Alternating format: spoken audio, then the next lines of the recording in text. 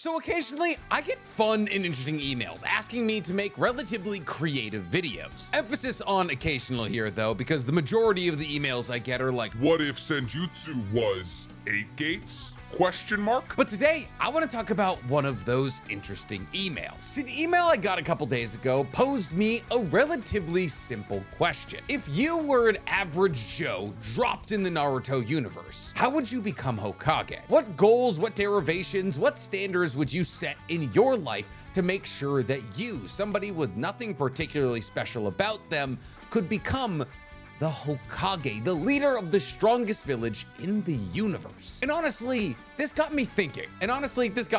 Because we've done videos along these lines. We've asked how an average Joe ninja would kill the entire Akatsuki. We've built the most busted character combination of abilities you can get in Naruto. But of all of the conceptual videos we've ever done, this one feels the most difficult, because becoming Hokage requires a lot of things to go correctly. It takes more than just being powerful. You have to be in the right position at the right time. You need to have political movement. You need to be trusted. You don't get to just become super powerful and then be Hokage. I mean, Orochimaru is super powerful and he isn't Hokage. In fact, he was actively passed up on Hokage so Minato could be it. Fugaku was very powerful and he got passed up to be Hokage because of his lineage. Just like with the real world, gaining a position of power requires not only skill, but also a fair amount of luck. But this character we're building doesn't have skill. So how do we parlay an immense amount of luck into making an average Joe the Hokage? Well, that's the idea we're gonna be exploring today. Because today we're talking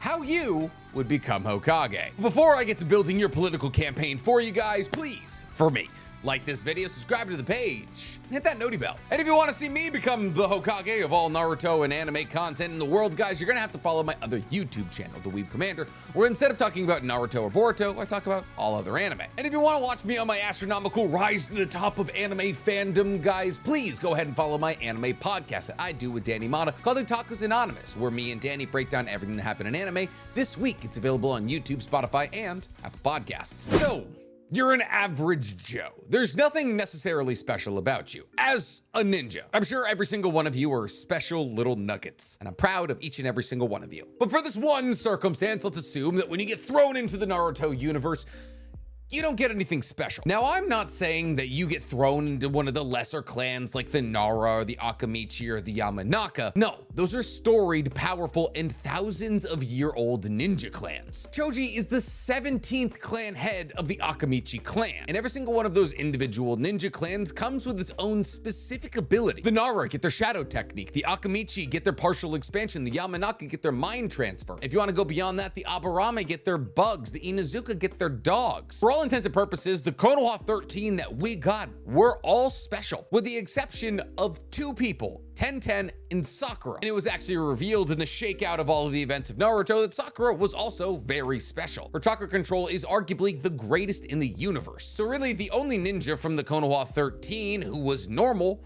was Tenten and Sai. See, Sai didn't hail from some prophetic clan. He just had an incredibly terrible childhood under the control of Danzo, who forced him from a very young age to master all techniques as they pertain to assassination. So no, we're not Shikamaru, Ino, Choji, Shino, or even Kiba. We're Tenten, which means going into the Shinobi Academy, we have average strength, intelligence, speed, stamina, average ninjutsu prowess, taijutsu prowess, and genjutsu prowess. Just because going into the Shinobi Academy, we have the same level of promise as Tenten, doesn't mean we have to make the same life choices as her. Because objectively, she made all the wrong life choices. So how do we, with an equal amount of potential as Tenten entering the Shinobi Academy, become the Hokage? Well, the easy answer to you might sound something like, oh, train in 8 gates. Mind you, we are average. Sure, hypothetically, we could train in the 8 gates, but the amount of work required to master the 8 gates is well beyond an average input of effort. Rock Lee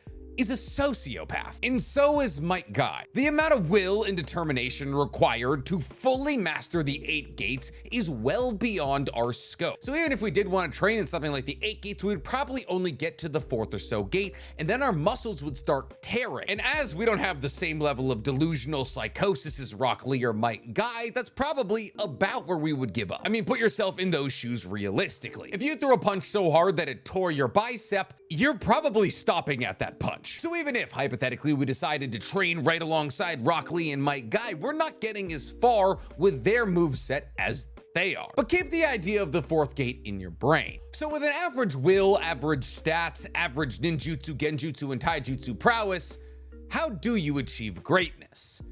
Well, the answer is consistency. You see, now, well, obviously there has been a fair amount of Kage who have been elected Kage strictly based off the fact that they were young and strong, Minato being the best example of this. That's not gonna be us. We don't have the level of talent required to become Hokage at 20 years old based off of what we accomplished in the war. Also, a large part of the reason that Minato was elected Hokage in the first place is because he had the Third Great Shinobi World War to battle in. So not only did he have power, but he also had circumstance. See, Hiruzen obviously could continue being Hokage.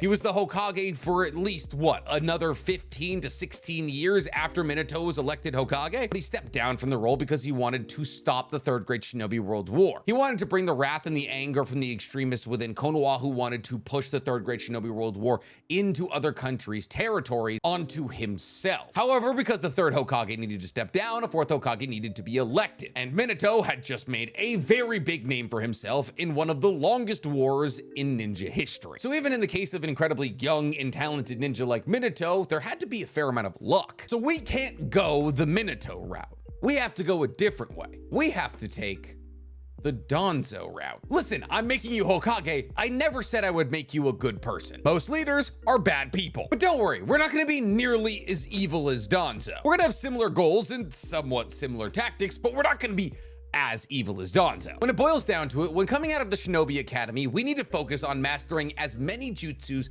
as possible. We don't need to be able to make the world's biggest fireball or the world's largest lightning strike or the world's strongest wind palm, but we quickly need to ascertain how many chakra natures we have, what chakra nature we're best at, and what jutsus within that chakra nature we can do. Since we're dealing with the law of averages here, let's assume that we have between 2 and 3 elemental releases open to us. If we can learn 20 to 30 jutsus in each of these, let's say 3 elemental releases, that gives us an arsenal to work with. And even though we're not using these jutsus at the highest level of proficiency known to man, having a larger catalog of jutsus gives us more options in combat. On top of this, we need to learn how to use certain jutsus in conjunction with each other. Let's say hypothetically we have water and lightning release. Using our jutsus in a way similar to Boruto Stream, where we cover a battlefield in water and then throw electricity on it to shock who's ever standing in the water, is absolutely crucial to us. As combining jutsus together, not through the use of a Kekkei Genkai, because let's be real, there's no way we get one, massively improves the strength of those respective jutsus. Most water release is just going to make whoever you hit with it wet, especially at the level that we're using. However, water release when combined with the likes of earth release can create mud, which we can use to initiate mudslides. If we combined our water release with fire release, we can create steam or mist to impair the vision of other people in the battlefield. And we've already touched on what we can do with the combination of water and lightning, which is why it's so important for us to understand exactly what jutsus we can use and how to use them together. We need to build essentially move sets, because mind you, we are of average intelligence, which means average battle IQ. So we are going to have to train for certain situations and what to do in those certain situations, because adapting to a situation on the fly, really not our bag. Outside of focusing on ninjutsu combinations, we need to put the majority of our time and effort into genjutsu. See, unfortunately, as the world's most average ninja, studying genjutsu is gonna be a bit rough, because genjutsu is absolutely the hardest of the big 3 jutsus to use. See, genjutsu requires an insane amount of chakra control. This is why Kakashi believed that Sakura would be a genjutsu master one day. Now, the reason that genjutsu is so hard to use is because you need to manipulate the 5 senses of another ninja, and you need to do that with chakra. Meaning, if your chakra control isn't incredibly precise, that is to say more precise than the person you're trying to mess with through the means of genjutsu, you're either not going to be able to use genjutsu on people, or you're going to run into a Kurenai trying to place Itachi in genjutsu situation and get it flipped onto you, which is why we need to train and practice as hard as our somewhat lazy ass can, until eventually we are able to put average ninja and slightly above average ninja in genjutsu consistently. And that's everything we need to accomplish coming out of the Shinobi Academy as Geni. At least that's everything we need to accomplish for ourselves. Because like I've already stated, being strong isn't enough to be Hokage. You also need luck. But I don't believe luck is real. I believe you make your own luck. Luck is what happens when preparation meets hard work. And therefore, since we've already identified that we want to be Hokage, but don't really have the means to do it, it's time to put in some of that preparation, which means we need a clique, but not just any old clique, a powerful clique. We need to find the strongest people around us and stick to them like leeches. See, while we're young, the disparity between different ninjas' powers is significantly less noticeable. The difference between Naruto and Tenten or Sasuke and Tenten in Boruto is insurmountable. However, in the early days of Naruto, while there definitely was a gap, it was much smaller. We need to parlay our library of ninjutsu and slight genjutsu speciality to cozying up to the strongest people in our grade, which means not only do we have to be likable, we also have to have a good eye for talent. And even though we're average, you can be average and likable. As if we're being real, the Hokage election is as much about popularity as it is about power. It's why Minato won over Fugaku and Orochimaru. So after amassing a group of powerful friends in the Shinobi Academy and as a genin, we need to identify which of them is the strongest, preferably in the Shinobi Academy. And we need to identify what their moves are. Are they a ninjutsu specialist? Are they a taijutsu specialist? Is their ninjutsu mid-range, long-range, short-range? And we need to build our moveset around theirs, which is why we need to specialize in genjutsu. Assuming that the strongest character in our class specializes in anything but genjutsu, us having genjutsu will complement whatever fighting style they have. You use ninjutsu, cool. I'll make sure the person is standing still for a second so you can hit him with a fireball. You use taijutsu, cool. I'll make sure the person is standing still for a second so you can uppercut him. Genjutsu, especially when used in a fair to middling way, is the ultimate support weapon. And if luck is on our side, this person who we've cozied up to is gonna end up on our genin squad. Now you could say that this comes up to luck, but hopefully by showing a certain amount of compatibility in the Shinobi Academy, we'll be selected to be together because they believe that we'll operate well together on a genin squad. Kind of how like Inoshika Cho are always chosen to be together because of the compatibility of their different ninjutsus. It feels important to mention that we can really only truly begin to train our genjutsu and taijutsu and ninjutsu after becoming genin. Because if we're being entirely real, if we were in the Shinobi Academy with 3 different elemental releases and 20 jutsus under all of those elemental releases, we would be far from average. To a certain degree, even achieving that as a genin is relatively impressive, but once again, I'd like to drill into your guys' brain here. We are not using any of these ninjutsu or genjutsu at a super high level. It's kind of like me saying I speak Japanese even though I just know a bunch of words. Doesn't mean I can speak the language well, but oh, do I know that dinner is bangohan. Now that we've secured a place cozying up to the strongest person of our generation, we need to work on our team's chemistry. The more that our team achieves, the better that all of us look. It's like Team Minato accomplishing the Kanabi Bridge mission. Even though Rin did technically nothing on that mission, her being a part of the team that basically won the Third Great Shinobi World War is gonna build her cred massively with the village. And if Rin hadn't gotten her entire ribcage blown out by Kakashi, that probably would have given her a fair chance at running for Hokage one day. And these are the kind of things we need. Your name needs to come up consistently, even if it's tied to your best friend who's really doing all the accomplishing, because a rising tide raises all boats. But mind you, we're still genin, so maybe the best thing that we get is a land of waves situation, where our team runs into a delinquent jonin known for his power, and through hard work, grittiness, and teamwork, we're able to defeat him. We then head into the chunin exams, which objectively is gonna be kind of hard because it's very individual, but an average to slightly above average ninja like ourselves should be able to make it through the written exam. I mean, Tenten did it, and an average to slightly average ninja like ourselves should also make it through the Forest of Death.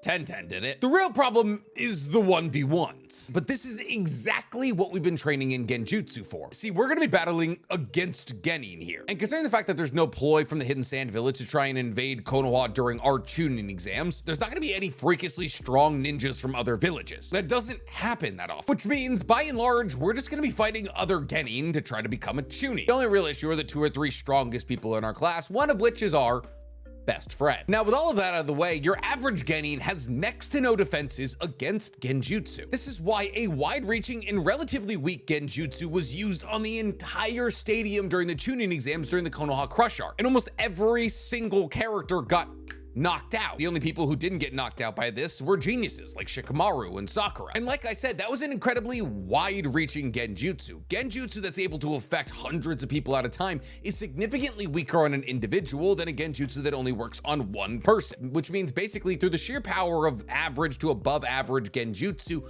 we're working our way pretty far through the chunin exams. That is until we obviously get to the strongest of our class, who let's say are too fast or have too great of chakra control to be placed under our level of genjutsu. So we maybe win 2 fights, and we're fully aware that we're not gonna win the 3rd. We cannot afford to be embarrassed. Remember how cool of a character Kiba was before his battle against Naruto in the chunin exams? And then what happened? He got embarrassed, and then he disappeared. I mean, he battled Sakon and Ukon, and then he disappeared. If we get embarrassed in one of the later stages of the chunin exam, God forbid the final stage, you can kiss that Hokage role goodbye. People don't forget these things. You remember what happened to 1010's back? That moment made her so fast, the cameraman never saw her again. So how do we avoid this battle? Well, we don't forfeit, then people will think we're a coward, and then once again, Hokage, goodbye. No, what we do is we feign an injury, but convincingly. We catch one of the weaker genin who maybe we beat earlier in the chunin exams in another genjutsu. We make ourselves appear to be this huge, scary monster, and then we let that genin stab us. Oh no, and right before my final fight. Hospital, forfeit, our best friend wins the chunin exam.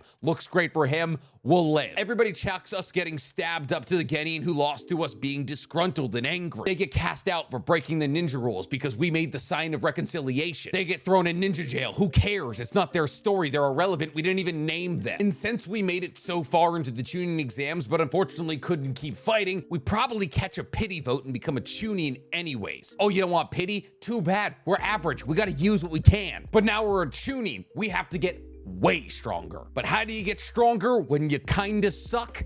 You cheat. The way I see it, you got 2 options. I mean, obviously we're gonna continue training in our ninjutsu and taijutsu and genjutsu. But if we just continue on that trajectory, we're gonna be on wall duty or manning 1010's weapons shop in no time. So we gotta do a quick cycle of steroids, or 7 or 8 cycles. The way I see it, there's 2 ways to acquire power relatively quickly, and both are some kind of sage mode. Now, we are not going to Ryuchi Cave. We are not getting bit by the great white snake sage. We will not make it. And then we will simply just be snake food. But there is another kind of snake we could be bit by, because we could go to Orochimaru. And from Orochimaru, we could receive a curse mark. Now I know what you're saying, Mick, 1 in 10 people survive the curse mark being implanted on them. and you are absolutely right. If we go to Orochimaru, we have a 10% chance of living. But in this life, you gotta take chances sometimes, and 99% of gamblers stop gambling before their big hit. Let's say hypothetically you don't believe our 10% chance is a high enough chance. Mind you, it's never been explicitly stated that stronger people have a better chance of surviving the curse mark. But obviously plot necessitates that Sasuke doesn't die after getting the curse mark implanted on him. But who knows how strong the Sound Village 4 were before they got their curse marks. I mean, they all lost to Genin, and that was with their curse marks. Our other option is find Jiraiya, and more specifically, find Jiraiya and ask him to train us in Toad Sage mode. But Nick, only the strongest people in Naruto end up being Toad Sages. Only the strongest people in Naruto end up training to be Toad Sages, but when Jiraiya accidentally reverse summons himself to Mount Mubuko, he's not strong. His strongest ability was Shuriken whatever jutsu. It was training at Mount Mubuko that made Jiraiya strong. Now you could say that Jiraiya always had greatness within him, but did he? Everything that we saw of Jiraiya prior to him training with the Toads was nothing special. He was the Naruto of his team with no demon fox living inside of him. Well, obviously one day Jiraiya turned into one of the strongest ninjas on earth that honestly could have just been from hard work. As Jiraiya is not from a special clan, and the only thing that was really special about him was the fact that Hiruzen was one of his teachers, and having Hiruzen in his life absolutely helped Jiraiya in his journey to strength. But who's to say that we don't have a powerful teacher? We're average, our teacher doesn't have to be. Well, for that matter, let's say that our team leader is Jiraiya, and Jiraiya realizes that one of our team members wants to specialize in medical ninjutsu. He can't help. The other one's already too talented. He doesn't need Toad Sage jutsu, so he looks at me and he's like, This sorry bastard needs help. and so we go to Mount Mubuko and I train in Toad Sage mode. Listen, I'm not saying I'm gonna become a perfect Toad Sage. Only Minato and Naruto were able to pull that off. That's not us. But could I be an imperfect Toad Sage? Probably. Training in Toad Sage mode is kind of just sitting. Sit on a piece of slate on top of a spike and try to balance your chakra with nature chakra to create senjutsu chakra. Now, if you mess up the mix, you turn into a stone, but Pa's got a stick that's able to beat all the senjutsu chakra out of you, which probably would have been like hugely important in the war arc. They could have hit Madara with it, and therefore he wouldn't have been able to use Hashirama Sage Mode. What do I know? Sure, we probably won't master Sage Mode as fast as Naruto or Jiraiya or Minato, but give us a year or two to work on it and we'll get a somewhat imperfect Toad Sage Mode. It'd probably be more imperfect than Jiraiya's, but who cares if we look like a toad while we're using Sage Mode? At least it's a slight buff. But either way you go, be it Orochimaru or Jiraiya, you're incurring some kind of Sage Mode, as getting the curse mark allows you to tap into Orochimaru's Senjutsu chakra. Therefore, it's basically a Sage Mode. But with either choice, no matter what you do, so long as you survive, you're gonna achieve mid-jonin levels of power, which if we stopped right there would be average. Most ninjas eventually become Jonin, and most average Jonin are average. But while we're out training at Mount Muabuko or with Orochimaru, our best friend is out there making a name for himself. He's saving the world, he's kicking Akatsuki members' asses, he's our golden boy, he's our Naruto, he's getting thrown up and down by the crowd. And in every one of those golden moments, we're right there beside him. We're grabbing the bad guy's ankle so the golden boy can knock him out. We're placing a bad guy in 2 seconds of genjutsu so our golden boy can kick him in the teeth. Sure, when it comes down to it, he is getting the majority of the credit, but we have consistently been there for every battle. And while he probably would have been fine without us, he is never without us. So even though people might whisper that idea, they can never confirm it. But one day when it appears as though our mid-jonin level of power isn't gonna help us beat this next generation of baddies, we have to leave the village. Not like a rogue ninja, we have to go out on a mission. See, after acquiring somewhat of a level of stardom, being associated with the golden boy of the village, we're entrusted with an S-rank mission. Hunt down a member of the Akatsuki. And the member of the Akatsuki that we're gonna hunt down is Hidan. But here's the thing, when we leave the village, we're not gonna try and kill Hidan. No. We're gonna try and work with him. Not join the Akatsuki, because we have to become the Hokage. If we join the Akatsuki, we can never be the Hokage. It's like being a felon. But we do have to track Hidan down, and upon finding him, we have to tell Hidan how much we want to learn the ways of Lord Jashin. Now, we learned from the Akatsuki Hidden light novel that Hidan will jump at any opportunity to tell whoever he can about the ways of Lord Jashin. He will teach whoever he can the teachings of Lord Jashin, and therefore we just have to be adamant with Hidan about learning the ways of Lord Jashin, and he will love us. And it's at this point that we have to dedicate ourselves to learning the ways of Lord Jashin. Only problem is, jashinism does require you to kill all of the people closest to you, and not like proximity-wise, like emotionally. So we do have to somewhat sever ties with Konoha for the moment. Once again, not a rogue ninja, but we do have to fall off the map for a couple of years. Maybe we fake our death, or maybe we write a letter saying I'm going to train with some mountain sage. Whatever we do, we cannot be in Konoha. Now, after learning everything that we can learn from Hidan, we have to go our separate ways from Hidan, because if we stick around Hidan, people are going to assume we're in the Akatsuki, and eventually we probably would end up in the Akatsuki. Instead, we have to go to a random village, and we have to start a mini life there. We have to spend 6 months being a farmer, ingratiating ourselves with the locals, sniffing apples from our next door neighbor who has an apple orchard and being like, Good batch this year. and then after we get close to everybody in this village, we have to murder them. Once again, we're not good people. And honestly, we might have to do this to a couple of villages. The amount of people you gotta murder to get Lord Jashin's blessing is hazy at best. But after we've satiated Lord Jashin's thirst for blood, eventually we get some mystical god's blessing and an immortal body. I don't know what you're saying. You're saying, Nick, everyone's gonna find out that you're murdering all of these people. no, they're not, because we're gonna kill everyone. No witnesses. The only people who found Hidan who killed enough people to gain Lord Jashin's blessing were the Akatsuki. Also, we're gonna go far away from the land of fire. We're gonna be doing this in like the land of stone or like the land of grass, some small country. We could even maybe go to the land of hot water where Hidan came from, because they don't even have ninja. So they have nobody to send to stop the maniacal man killing people in order to gain an immortal body. Perfect. Now we have an immortal body. We have the blessing of Lord Jashin, which means now it's time to find Hidan and show him how good we've done. And Hidan would more likely than not greet us with open arms as a brother in arms, which is exactly the level of trust we're looking for when we decapitate him and run back to Konoha with his skull. See, Hidan is a notorious criminal, a member of the Akatsuki, one of the most dangerous people in the world. Even if hypothetically people are starting to hear that there's somebody who looks a lot like Nick cutting down civilians in the Hidden Grass Village, when I show up with the still talking and still breathing head of Hidan, those questions and those sightings are gonna disappear. And now I'm the man who killed one of the strong and scary members of the Akatsuki. Now everyone knows that for all that time that I was gone, I was actually hunting down members of the Akatsuki and gathering intel. Definitely not cutting down civilians. And after we throw a really big hole and throw Hidan's head in it, I now just have an immortal body and the moniker of an Akatsuki killer, which is pretty good, especially when you consider the fact that having an immortal body blessed by Lord Joshin is literally all Hidan had. Hidan couldn't use ninjutsu or genjutsu, he just had his blessing in taijutsu. I have ninjutsu, taijutsu, genjutsu, sage mode, sort of, and the blessing. And now that I have an immortal body, I can train in more dangerous things. If I didn't go the route of getting Orochimaru's curse mark before, I could get it now. A 1 in 10 chance just became a 10 in 10 chance. So maybe if hypothetically earlier we went down the path of getting an imperfect sage mode, we can now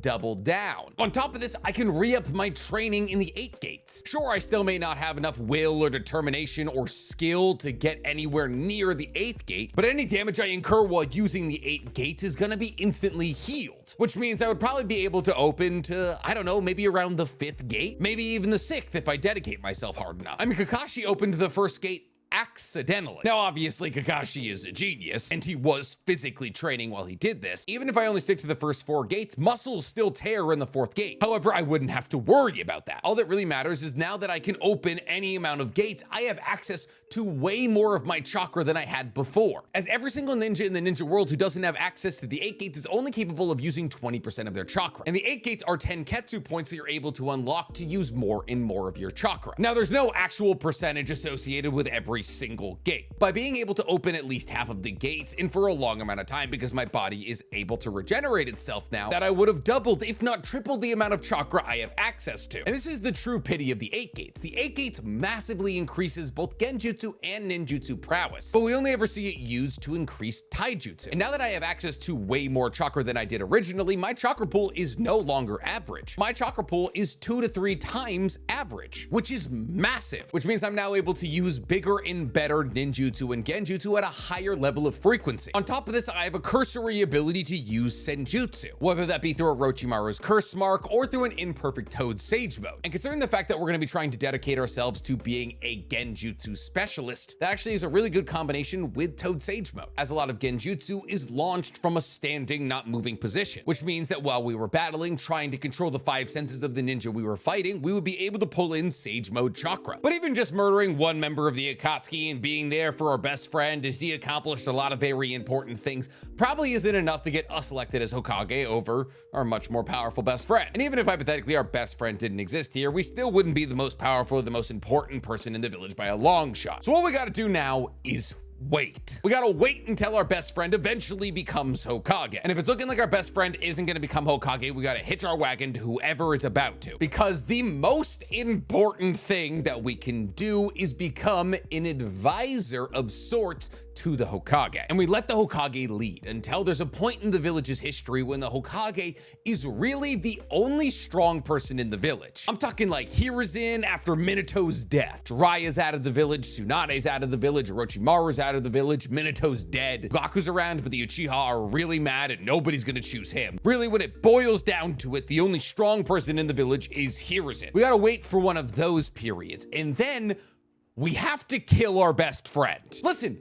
we don't have to be the ones who do it. We could hire somebody else to do it, like Danzo. All that matters is they're not breathing anymore and that nobody finds out it was us. Because 9 times out of 10, when a Hokage becomes incapacitated or straight up dies, their advisor steps up. This is what happened with Danzo when Tsunade was incapacitated after the Pain arc. This is what happened with Hiruzen when Tobirama died against Kinkaku and Ginkaku. If you are close to the Hokage and the Hokage dies or goes into a coma, a good amount of the time, you just become the Hokage. Because we have absolutely no idea how a Hokage is selected. And here's the thing, everybody knows of our exploits. I killed Hidan. We can still hear him yelling under the dirt. I was there for all of the legendary battles that our best friend partook in. It's been so many decades since those battles, I've weaved the stories as they're told that he couldn't have done it without me. And there's no other age-appropriate war heroes to take over this role. So what do? You promote the man with familiarity with the position of Hokage, because I've been advising him for years. I know what the paperwork looks like. I know the day in, the day out schedule of the Hokage. And I, just like him,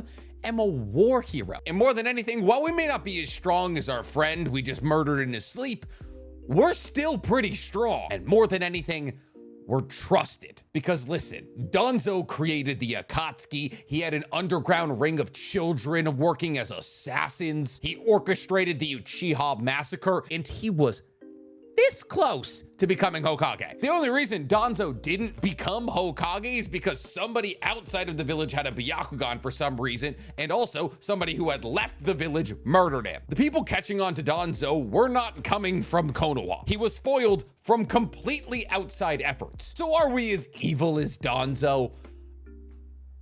No. I mean, with the 300 to 500 innocent civilians we had to cut down to get an immortal body disagree with us, maybe. But you know what we definitely are is Hokage. And if you're going, Oh, Nick, I don't think this would get you the job. I don't think everything accomplishment-wise that I just listed out to you is enough to merit me becoming Hokage. Well, everything I just described is just Shikamaru, a fairly talented child who didn't win in the chunin exams, yet still became a chunin, participated in every key battle, but never was the true star of any of them, won a couple of important fights, killed Hidan, mostly just helped the main, much more powerful characters battle against the biggest baddies, became the advisor to the Hokage, and then when the village looked like there was nobody else in the village strong enough to be the Hokage disappeared, which, considering the fact that Kawaki just put Naruto and Hinata in the Daikokuten, and Sasuke is now a confirmed rogue ninja in Boruto, the only other option outside of Shikamaru in the Boruto manga for Hokage right now is Kakashi. So if you believe that Shikamaru could possibly be the 8th Hokage to cover for Naruto in his absence,